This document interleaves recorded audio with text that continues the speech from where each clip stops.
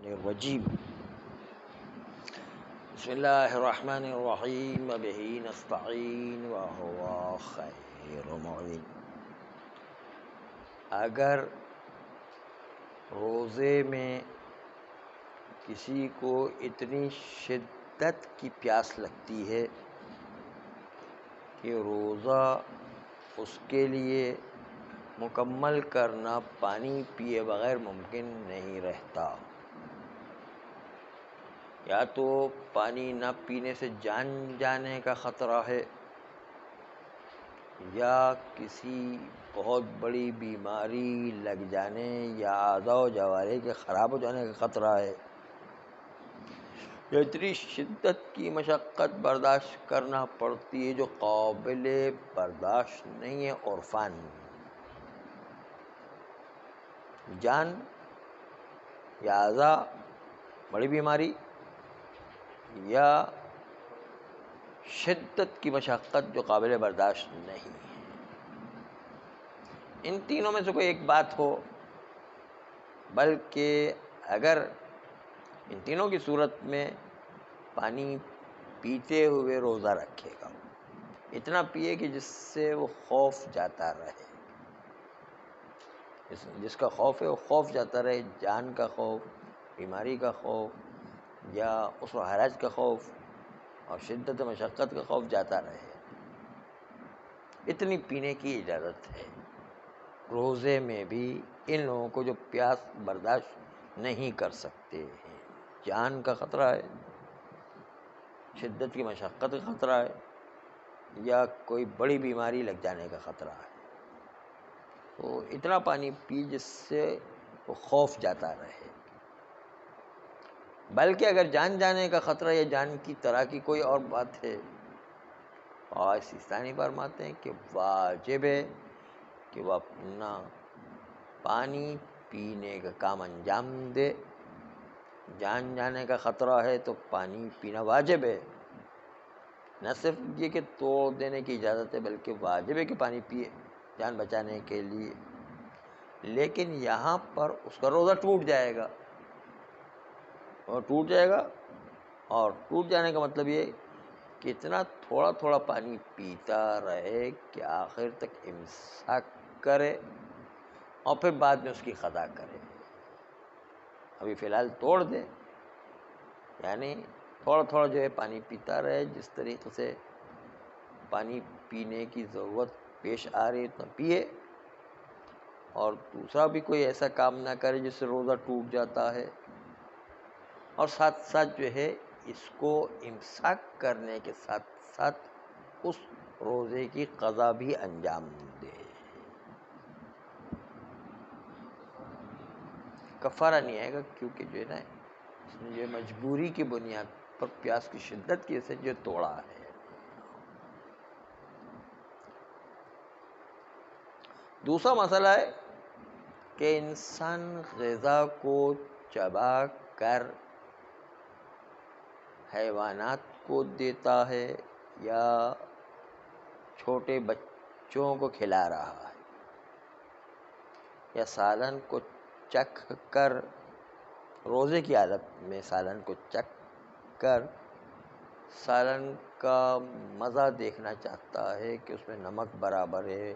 اس کے اندر جو ہے مرچ برابر ہے، اس کے اندر مسالے برابر ہے یا نہیں، ان کو چکھ کے تھوک دے،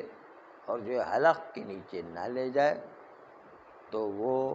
اس کا روزہ باقی رہے گا۔ لیکن اگر کسی کو اپنے اوپر پورا اطمینان نہیں ہے، یعنی پہلے سے پتہ ہے کہ اگر چکھوں گا تو نیچے چلا جائے گا،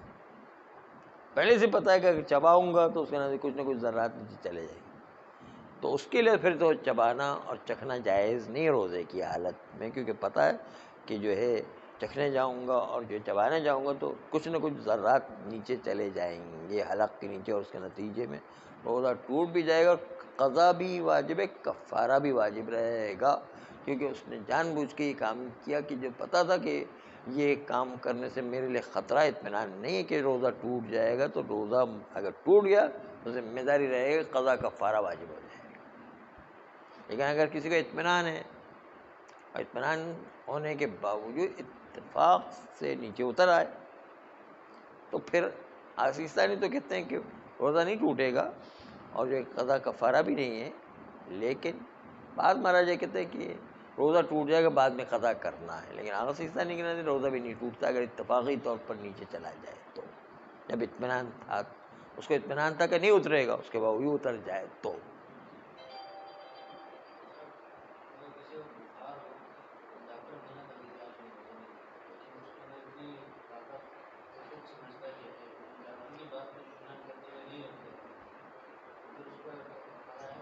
ہاں ابھی عرض کروں، اتنی کمزوری یا اتنا بخار یا اتنا سر درد ہے کہ جو انسان کے لیے قابل تحمل ہے اور کوئی بڑی بیماری لگنے کا بھی خطرہ نہیں ہے، تو ایسی حالت میں بھی اس کو روزہ رکھنا واجب ہے، اگر توڑ دیا تو کفارہ لازم آئے گا۔ اور اگر جو ہے ڈاکٹر نے بھی کہا ہے کہ بخار میں روزہ نہیں رکھیں اور ہم میں یہ توانائی لگ رہی ہے کہ میں تو روزہ آرام سے رکھ سکتا ہوں، مجھے کوئی فرق نہیں پڑے گا، ٹھیک ہے بخار ہے تو کیا ہوا، کمزوری ہے تو کیا ہوا، تھوڑا سا سر میں درد ہے تو کیا ہوا، میں آرام سے روزہ رکھ سکتا ہوں، تو ڈاکٹر کے مقابل میں انسان کی اپنی بات اور اپنی رائے مقدم ہے، اس کو روزہ رکھنا ہے، ڈاکٹر کی بات کو نہیں ماننا ہے۔ یہاں ہے وہ مورد کہ جہاں پر ڈاکٹر کی بات کو نہیں ماننا ہے۔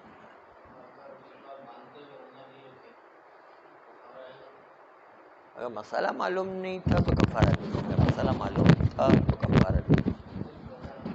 قضا رکھے۔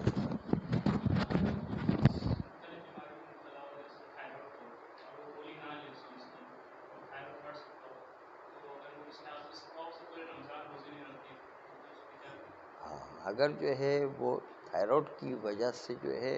اس میں اتنی بیماری بڑھ جاتی ہے کہ جو بڑی بیماریوں کے بڑھنے، طول کھینچ جانے کا سبب بنتی ہے تو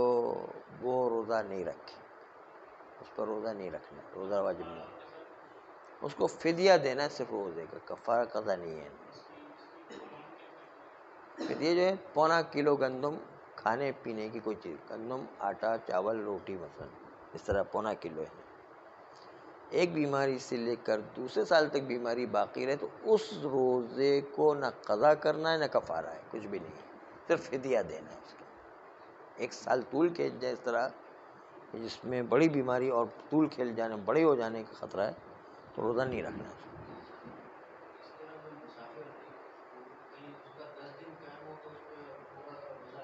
ہاں 10 دن کے بعد روزہ رکھنا ہے اس کو۔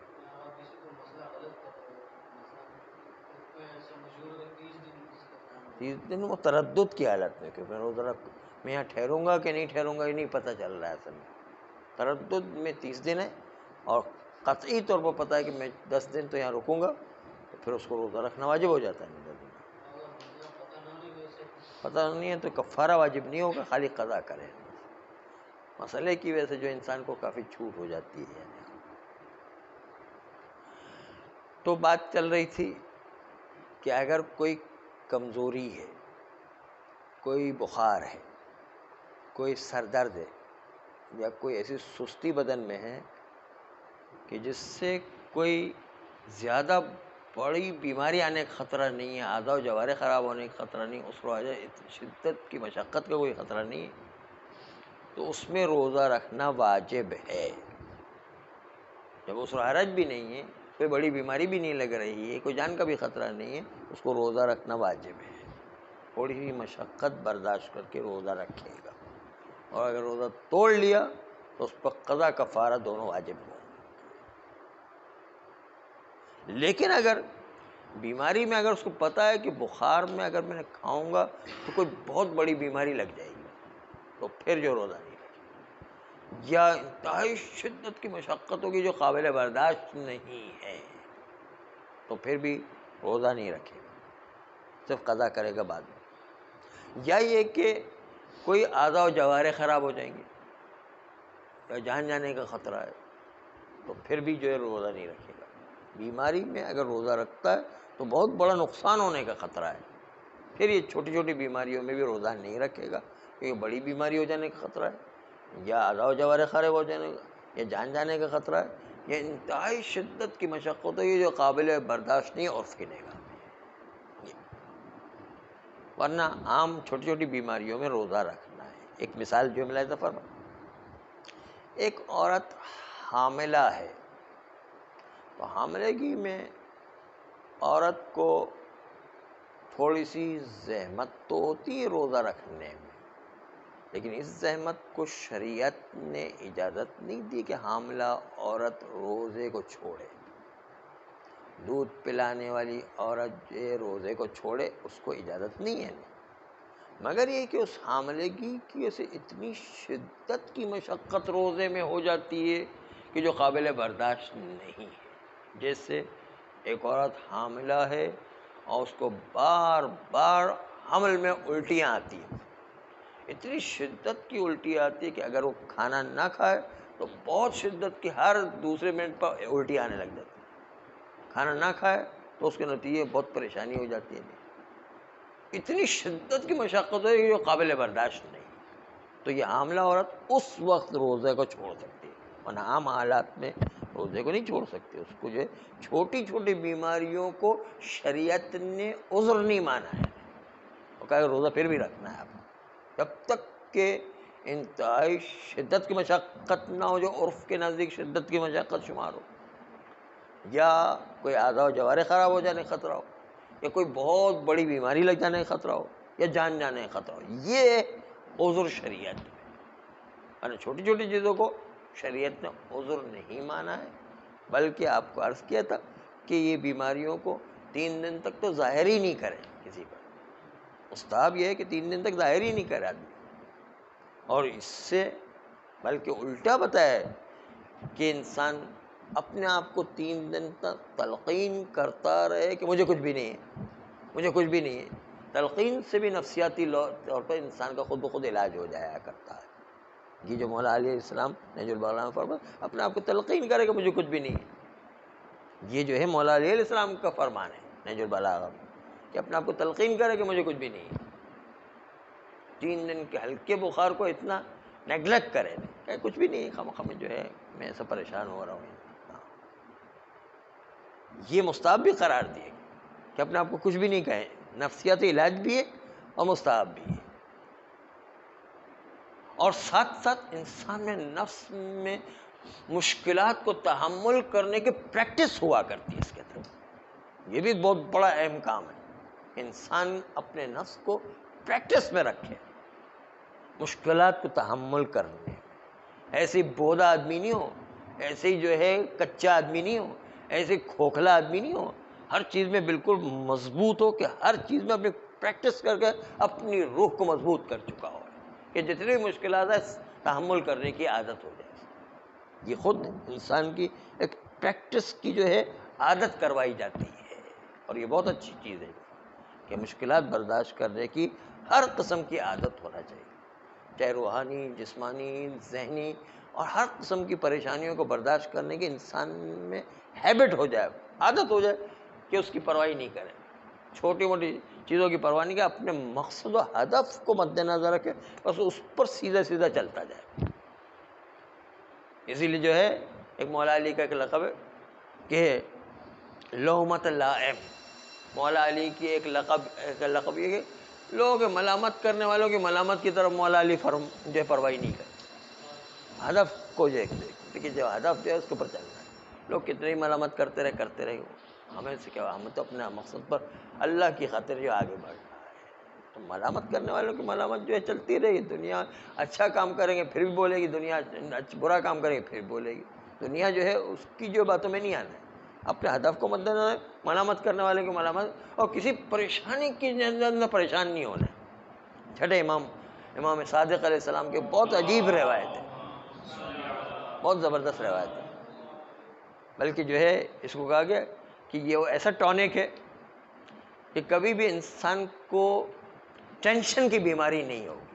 ایسے جو ہے علاج بتایا چھٹے امام نے کہ ٹینشن کی کبھی بیماری نہیں ہوگی. روایت جو ہے یوں ہے کہ اگر ہمارا مومن اس پر کسی بھی قسم کی پریشانی ہے وہ پریشان کبھی نہیں ہوگا، بلکہ اگر اس کو کاٹ کے قیمہ قیمہ بھی بنا دو تو پھر بھی وہ یہی سوچتا رہے گا کہ اللہ ہم سے 70 ماؤں سے زیادہ محبت کرنے والا، ہمارے لیے اس سے بہتر ہو کوئی حالت ہو ہی نہیں سکتی، قیمہ قیمہ کر دے پھر بھی اس سے بہتر ہو کوئی حالت نہیں ہو سکتی۔ اس لیے جب جو ہے اللہ اس سے بہتر ہو کوئی حالت ہی نہیں تھی تو کوئی بات نہیں، جیسا اللہ چاہتا ہے وہ بہتر ہے، اس سے زیادہ تو اللہ تو انتہائی محبت کرنے والا، اس کے باوجود یہ حالت ہے، تو اس کا مطلب یہ ہے کہ اللہ اسی کو سب سے اچھی حالت ہمارے لیے یہی سمجھتا تھا، اس لیے اللہ نے رکھی، کوئی بات نہیں، اچھی بات ہے۔ تو یہ ٹینشن جو ہے پیدا نہیں ہونے دے گا کبھی، اس سے بہتر تو حالت کوئی ہو ہی نہیں سکتی تھی جو اللہ نے رکھی ہے۔ اسی لیے دستغیب شیرازی ایک جو جملہ کہا کرتے تھے کہ بہت زیادہ گرمی پڑ رہی تھی تو کہا کتنی زیادہ گرمی پڑ رہی ہے، دستغیب شیرازی نے کہا کہ کتنی اچھی گرمی پڑ رہی ہے، اس لیے کہ گرمی بھیجنا بھی تو اللہ ہی کا کام ہے، اور اللہ کے کام میں تو ہمیشہ حسن ہوا کرتا ہے، اس لیے کتنی اچھی گرمی پڑ رہی ہے۔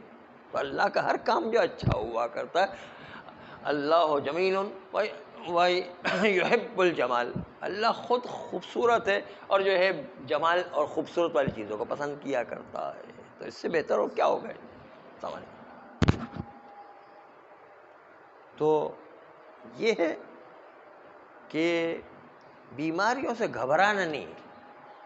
ملامتوں سے بھی گھبرانا نہیں، اور ساتھ ساتھ مختلف جو ہے پریشانیوں سے بھی انسان کو نہیں گھبرانا، کسی سے گھبرانا نہیں، اپنے ہدف کو مد نظر رکھ کے بس چلتا رہے، رکنا نہیں ہے، چلتا رہے، اپنے خدائی ہدف کو مد نظر رکھ کے زندگی میں چلتا رہے۔ ان چھوٹی چھوٹی پریشانیوں سے انسان کو پریشان نہیں ہونا، یہ زندگی کا حصہ ہے، یہ تو آتی رہتی ہے، اس کی وجہ سے انسان کو گھبرانا نہیں چاہیے۔ اس طرح مولا کا لقب ہے کہ کسی ملامت کرنے والے کی ملامت کی طرف توجہ ہی نہیں دیتے، اپنے ہدف پر کام کرتے، یہ جو ہے مومن کی بھی ایک نشان، کسی ٹینشن سے بھی گھبرانا نہیں، کتنی بھی پریشانی کو گھبرانا نہیں، اپنا اصل کام کرنا ہے جو اس ہدف کے تحت چل رہا ہے، زندگی کے ہدف کو مد نظر رکھنا ہے، اس لیے جو ہے ہدف کے مطابق چلتا رہے گا تو لوگ بولتے رہیں گے لیکن یہ اپنے ہدف پر پہنچے گا تو لوگ کہیں گے واہ واہ کتنا زبردست کام کیا، اس کو نہیں پتا کہ کتنی پریشانی برداشت کر کے آیا، وہ برداشت کرنا پڑتا تب جا کے ایک مقام پر انسان مسلسل کام کرنے سے پہنچتا ہے۔ ہاں، اس لیے جو ہے ان چیزوں سے نہیں گھبرانا، اگر کوئی بیماری چھوٹی موٹی آتی ہے تو روزے میں اس چھوٹی موٹی بیماری کی وجہ سے انسان کو اجازت نہیں کہ روزہ چھوڑ دیں، روزہ پھر بھی رکھنا ہے، واجب ہے، جب تک کہ جان کا خطرہ نہ ہو، اسرہ حرج نہ ہو، یعنی کوئی بڑی بیماری آنے کا خطرہ نہ ہو، کوئی اعضاء و جوارح خراب ہونے کا خطرہ نہ ہو، انتہائی شدت کی مشقت جو قابل برداشت نہیں عرفاً وہ نہ ہو، تب تک شریعت نے بیماری کو عذر نہیں مانا ہے، وہ عذر نہیں شمار ہوتا ہے، کہتا برداشت کرو اور روزہ رکھو، ہے نہیں کچھ بھی کر کے روزہ رکھو، ہے نہیں، یہ چھوٹی موٹی چیزیں جو ہے اس کی مومن پرواہ ہی نہیں کرتا ہے، جس طرح گرمی سردی کی جو ہے مومن پرواہ نہیں کرتا، اس طرح ان پریشانیوں کی بھی جو پرواہ نہیں کیا کرتا ہے۔ تو یہ کہ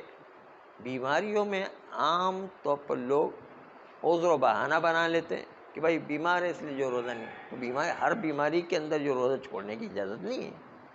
اس طرح حاملہ عورت جو ہے اس کو ہر حاملگی میں روزہ چھوڑنے کی اجازت نہیں ہے، ہر دودھ پلانے والی عورت کو بھی جو روزہ چھوڑنے کی اجازت نہیں ہے، بلکہ جو ہے وہ حاملگی جس کے لیے حاملگی کی وجہ سے اگر روزہ رکھے تو اتنی شدت کی مشقت ہو جائے جو قابل برداشت نہیں ہے، یعنی اتنی الٹیاں کرتے کہ جو قابل برداشت نہیں ہو سکتا، تو پھر اس کو روزہ جو ہے توڑ دینے کی اجازت ہے، خالی قضا کرے گی بعد میں۔ اس طرح دودھ پلانے والے لوگ اگر جو ہے دودھ پلانے کے اندر اتنی شدت کی مشقت ہوتی ہے کہ بچہ جو ہے وہ یا تو بھوکا رہ جاتا ہے یا پھر اس کے لیے اتنی کمزوری پیدا ہو جاتی ہے کہ جس کی وجہ سے وہ کوئی بہت شدت کی مشقت ہوئی، چکر آنے لگتے ہیں، گر جاتی ہے اور جو ہے بار بار جو ہے پریشانی ہو رہی ہے